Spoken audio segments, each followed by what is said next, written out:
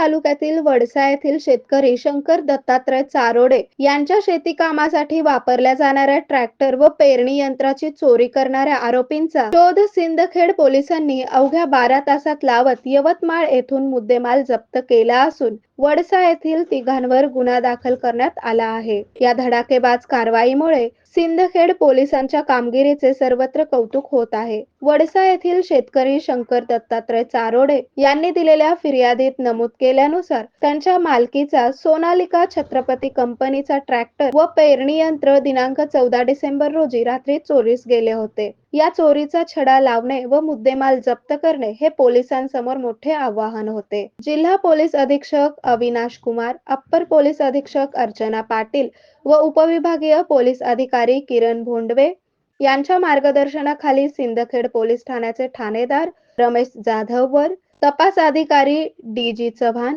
जमादार संजय शेंडे, संदीप वानखेडे यांनी तांत्रिक तपास व गोपनीय माहितीच्या आधारे तपासाची चक्रे वेगाने फिरवली। या कारवाईत तब्बल 7,90,000 रुपयांचा मुद्देमाल वडसा गाव परिसर लगतच्या विदर्भातील यवतमाळ येथून जप्त करण्यात आला आहे।